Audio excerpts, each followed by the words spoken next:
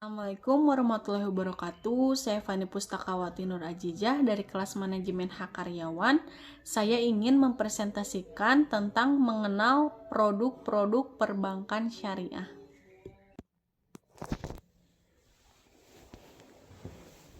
Mengenal produk-produk bank syariah. Secara umum, bank adalah lembaga yang melaksanakan 3 fungsi utama, yaitu menerima simpanan uang, meminjamkan uang, dan memberikan jasa pengiriman uang. Bukan hanya sebagai penyalur dana, akan tetapi fungsi bank juga sebagai lembaga penghimpun dana dari masyarakat, di mana penghimpunan dana tersebut dapat berbentuk giro, tabungan, atau deposito. Pelopor bank syariah di Indonesia sendiri adalah BMI, Bank Muamalat Indonesia, yang mulai beroperasi pada tanggal 1 Mei 1992. Namun, kini bank syariah sudah berkembang pesat dan semakin banyak bank yang menawarkan produk syariah, terlebih lagi setelah disahkannya Undang-Undang Perbankan Syariah Nomor 21 Tahun 2008 oleh DPR RI.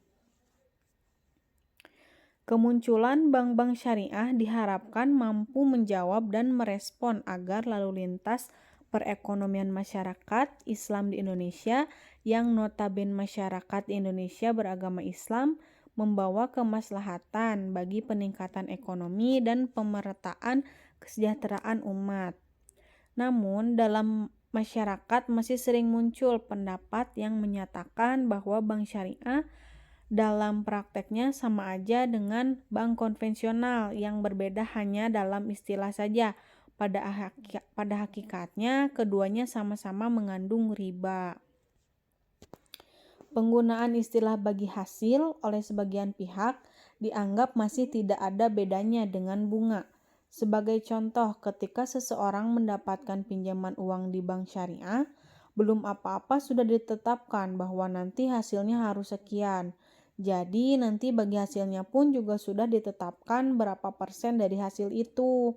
Alasannya pun klasik sekali, terlalu sulit untuk bisa menghitung hasil dari sebuah usaha tiap bulan. Jadi karena sulit untuk menghitungnya, sejak awal sudah dipastikan saja secara flat, biar tidak merepotkan. Tetapi penetapan secara flat ini tetap ada ketentuan dan rujukannya, yaitu suku bunga. Prospek perkembangannya perbankan syariah di tanah air sendiri secara garis besar dapat dilihat dari 3 hal. Yang pertama, masyarakat Indonesia mayoritas beragama Islam sehingga menjadi pemicu kuat bagi perkembangan perbankan syariah di Indonesia. Yang kedua, sumber daya manusia (SDM) perkembangan perbankan di tanah air juga tidak luput dari SDM yang mengelola perbankan tersebut. Banyak upaya untuk meningkatkan SDM, khususnya dalam bidang hukum ekonomi syariah. Dukungan dari perguruan tinggi negeri maupun swasta yang banyak membuka jurusan tentang ekonomi syariah patut diberi apresiasi. Tentunya hal ini sangat berkontribusi dalam mempengaruhi produktivitas dan profesionalisme bank syariah itu sendiri. Yang ketiga, pemerintah. Keberadaan pemerintah dalam mendukung perkembangan ekonomi syariah, khususnya dalam bidang perbankan, cukup besar. Di sini di slide baru ada poin, itu produk jasa perbankan syariah yang dapat dinikmati dan dimanfaatkan oleh masyarakat umum. Yang pertama ada deposito syariah. Deposito banyak dipilih oleh masyarakat untuk berinvestasi. Selain mudah, keuntungan yang didapatkan juga lebih tinggi dari tabungan biasa. Deposito adalah produk simpanan di bank yang penyetorannya maupun penarikannya hanya bisa dilakukan pada waktu tertentu saja, karena bank membutuhkan waktu untuk melakukan investasi. Bisnis atau investasi yang dijalankan oleh bank tersebut harus masuk kategori halal menurut hukum Islam. Tenor atau jangka waktu yang ditawarkan sama dengan deposito konvensional, antara 1 hingga 24 bulan. Deposito syariah menggunakan akad mudharabah, artinya tabungan dengan sistem bagi hasil atau nisbah antara nasabah dan bank. Keuntungan deposito dengan akad mudharabah ini biasanya memakai perbandingan 60-40 untuk nasabah dan bank. Makin besar untung yang bank dapat, makin besar untung yang diperoleh oleh nasabah. Demikian pula jika keuntungan yang diperoleh oleh bank sedikit, maka nasabah akan mendapatkan keuntungan yang sedikit pula. Dengan kata lain, keuntungan muncul bersama resiko. Kedua, ada tabungan syariah. Tabungan adalah simpanan yang penarikannya melalui beberapa ketentuan yang sudah dijelaskan oleh pihak bank pada nasabah. Sarana penarikannya bisa menggunakan buku tabungan, ATM, slip penarikan, dan juga melalui metode canggih lain, misalnya internet banking.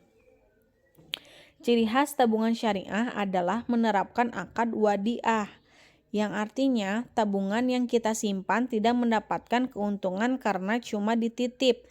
Tidak ada juga yang diterima oleh nasabah, akan tetapi bank memberikan hadiah atau bonus kepada nasabah. Yang kedua, gadai syariah atau RAN.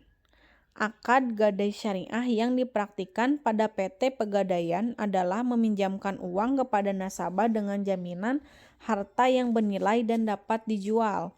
Uang yang dipinjamkan adalah murni tanpa bunga, namun nasabah lain wajib menyerahkan barang jaminan atau marhum untuk kepentingan sebagai alat pembayaran utang manakala pemberi gadai tidak dapat membayar utang saat jatuh tempo yang telah disepakati.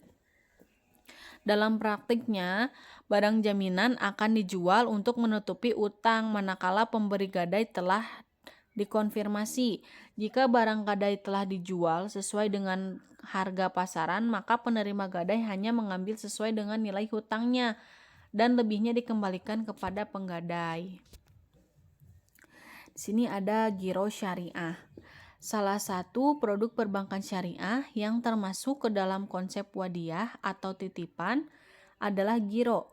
Secara umum, yang dimaksud dengan giro adalah simpanan yang penarikannya dapat dilakukan setiap saat dengan menggunakan cek, bilet giro, sarana perintah bayar lainnya, atau dengan pemindah bukuan.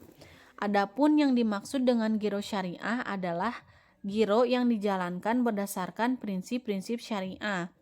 Dalam hal ini, Dewan Syariah Nasional telah mengeluarkan fatwa yang menyatakan bahwa giro yang dibenarkan syariah adalah giro berdasarkan prinsip wadiah dan mudharabah.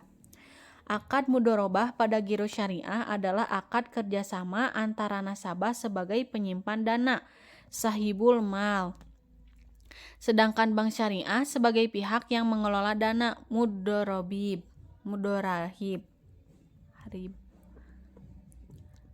Ketentuan giro syariah menggunakan akad mudharabah. Yang pertama, dalam transaksi ini nasabah bertindak sebagai sahibul ma'al atau pemilik dana, dan bank bertindak sebagai mudharib atau pengelola dana. Yang kedua, dalam kapasitasnya sebagai mudharib, bank dapat melakukan berbagai macam usaha yang tidak bertentangan dengan prinsip syariah dan mengembangkannya, termasuk di dalamnya mudharabah dengan pihak lain. Yang ketiga, dalam transaksi ini nasabah bertindak sebagai sahibul ma'al atau pemilik dana, dan bank bertindak sebagai mudharib atau pengelola dana. Yang keempat, pembagian keuntungan harus dinyatakan dalam bentuk nisbah dan dituangkan dalam akad pembukaan rekening. Yang kelima, bank sebagai mudharib menutup biaya operasional giro dengan menggunakan nisbah keuntungan yang menjadi haknya. Yang keenam, bank tidak diperkenankan mengurangi nisbah keuntungan nasabah tanpa persetujuan yang bersangkutan.